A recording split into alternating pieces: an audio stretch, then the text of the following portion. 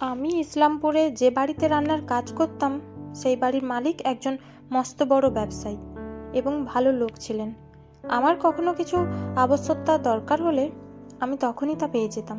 ওই বাড়িতে আরও একটা ছেলে ছিল যে সমস্ত পরিষ্কার পরিচ্ছন্ন কাজগুলো করত।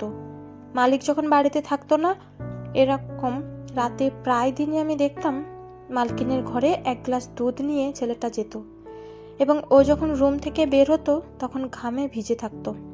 একদিন যখন গোপনে তার ঘরে তাকালাম, তখন আমার পায়ের নিচ থেকে মাটি সরে গেল। ওখানে তো আমি কবিতা। এই বাড়িতে আমি প্রায় 2 বছর হলো কাজ করছি। এখানে আমি রান্নাবান্না থেকে শুরু করে বাসন ধোয়া, ঘর মোছা, ঘরের কাজ করি। আর একজন অল্প বয়সী ছেলে এই বাড়িতে কাজ করে। সে অবশ্য আমার পরেই এসেছে এই বাড়িতে। এই ধরুন ছেলেটির বয়স 20 কিংবা 22 বছর হবে। আমার মালিকই তাকে এই বাড়িতে সঙ্গে করে নিয়ে আসে।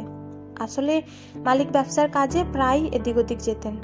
যখন রাজুকে প্রথম এই বাড়িতে নিয়ে আসলো, এই ছেলেটির নাম রাজু, তখন আমার ওকে দেখে মনে হয়েছিল ও একটু অন্য রকমের। মালিক তখন মালকিনকে বলেছিল ছেলেটির বাড়ি প্রায় বর্ডারের কাছে ছিল, আর ওর বাড়িতে ওরা 3 ভাই আর 5 বোন। ওই বাড়ির সবথেকে বড় ছেলে ছিল, আর বাড়িতে বিধবা মা ছাড়া আর তেমন কেউ ছিল না। বাবা অনেকদিন আগে মারা গেছে। যেহেতু বাবা নেই, তাই সমস্ত সংসারের দায়িত্ব ওর ঘাড়েই ছিল। এর আগে ছেলেটি ওদের বাড়ির পাশে কোনো জমিতে কাজ করত, কিন্তু 10 জনের ঠিক মতো চলতো না। এরপরে ছেলেটি নাকি ওদের পাশের গ্রামে ওর পরিচিত একজনকে বলেছিল যদি থাকা খাওয়া দিয়ে কারো বাড়িতে 5-4 মাস খাটে, কিছু টাকা রোজগার করে সে বাড়িতে পাঠাতে পারে। এরকমই একদিন হঠাৎ করেই এই কাজের সন্ধানটি এসে গেল, আর তারপর যা পুরনো দুটো জামা প্যান্ট নিয়ে মালিকের সাথে চলে আসলো শহরে। ও বাড়ির প্রায় সব রকম কাজই করত, যেমন বাজার করা, ঘরের যাবতীয় জিনিস পরিষ্কার পরিচ্ছন্ন করা, বাগানে গাছে জল দেওয়া, সব কিছু। কিন্তু আমি কখনো ছেলেটির সাথে তেমন একটা কথা বলতামও না, আর ও বলতো না। ও নিজের মতো সমস্ত কাজ মন দিয়ে করত। এরকমভাবে অনেকদিন কেটে যেতে থাকলো। এমনই একদিন আমি রাতের বেলা ঘুমিয়ে পড়লাম, কিন্তু হঠাৎ করে সেদিন কোনো কারণে ঘুম ভেঙে গেল। ঘুম ভেঙে যাওয়াতে আমি ঘর থেকে উঁকি দিয়ে দেখলাম ড্রয়িং রুমে সোফাটাতে ও নেই। আমি ভাবলাম ও গেল কোথায় এত রাতে। আবার 7-5 অত কিছু না ভেবে যথারীতি আমি আবার বিছানায় ঘুমিয়ে পড়লাম। এরকমভাবে যেদিন যেদিন আমার কোনো না কোনো কারণে ঘুম ভেঙে গেছে, তখনই আমি ওকে দেখিনি। এতে করে দিন দিন আমার সন্দেহ আরও গাঢ় হলো যে তাহলে ও এত রাতে কোথায় যায়। আমি এরকমই এক রাতে হঠাৎ করে দেখি রান্নাঘরে আলো জ্বলছে। আমি ওদিকে ধীরে ধীরে গিয়ে দেখলাম যে রাজু এত রাতে দুধ গরম করছে। আমি তো দেখে অবাক। তাহলে রাজু না বলে এত রাতে দুধ চুরি করে খায়? বলেই তো খেতে পারে, কারণ এই বাড়ির মালিক আর মালকিন এত ভালো মানুষ যে ওনারা কোনো কিছুতেই সেরকম কোনো বারণ করে না। তাহলে তাহলে কি? এরপর আমি একটু আড়াল হয়ে গেলাম। আমার কৌতূহলী মনে অনেক প্রশ্ন আসা যাওয়া করতে লাগলো। হঠাৎ করে দেখি ও দুধের গ্লাস নিয়ে মালকিনের ঘরের দিকে গেল, আর ঘরে ঢুকে দরজাটা ভেতর থেকে বন্ধ করে দিল। ওটা দেখে আমার চোখ তো ছানা বড়া হয়ে গেল, আর মাথাটাও কেমন যেন ঘুরতে শুরু করলো। ধীরে ধীরে মালকিনের ঘরের দিকে এগোলাম। এদিক ওদিক কিছু শোনার চেষ্টা করলাম মালকিনের ঘরের সামনে গিয়ে, কিন্তু কিছু শুনতে পারলাম না। এইভাবে আমার রাতটা কেটে গেল। এর পরের দিন আমি ঠিকই করে নিলাম যে আমাকে বুঝতে হবে তাহলে সত্যি মালিকের অনুপস্থিতিতে মালকিন আর ছেলের বয়সী রাজু। ছি ছি ছি। এরকম করে আমার সারাটা দিন কাজের মধ্যে দিয়ে কেটে গেল, মাথায় চিন্তা নিয়ে, আর ভাবছিলাম কতক্ষণে রাত হবে। আর তারপর রাত হলো যখন, আবার প্রতিদিনকার মতো রাজু মালকিনের ঘরে ঢুকে গেল দুধের গ্লাস হাতে করে।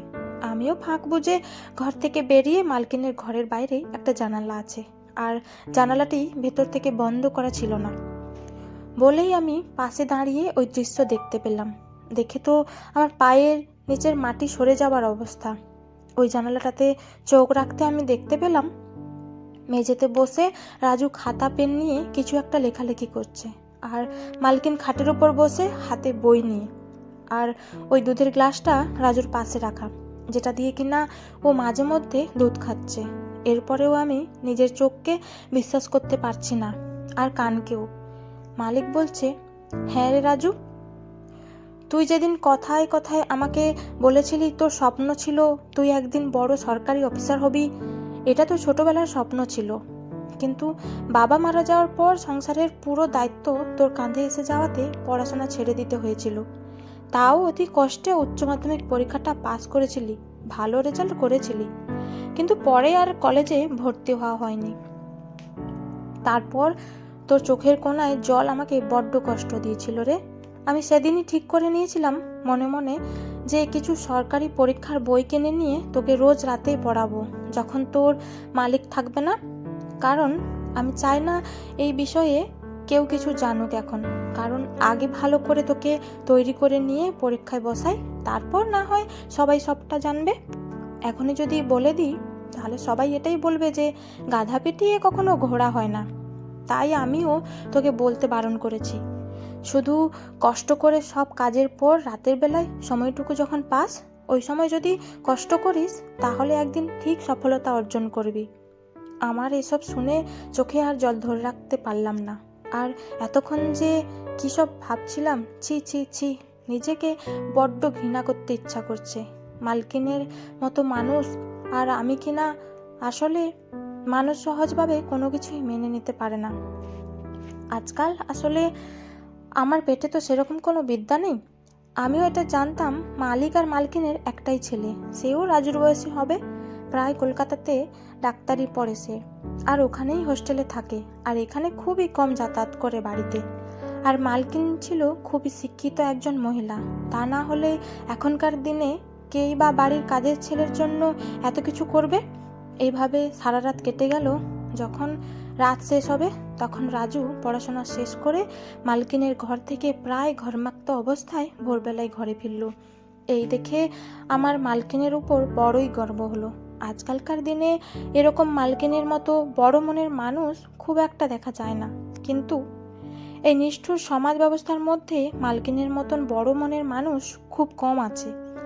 আমি ভালো করে বুঝতে পারলাম যে যখন কোনো মানুষ নিজেই কষ্ট অনুভব করতে পারে তখনই সে অন্য কষ্টের মূল্য বোঝে এবং অন্যকে সহায়তা করার জন্য এগিয়ে আসে।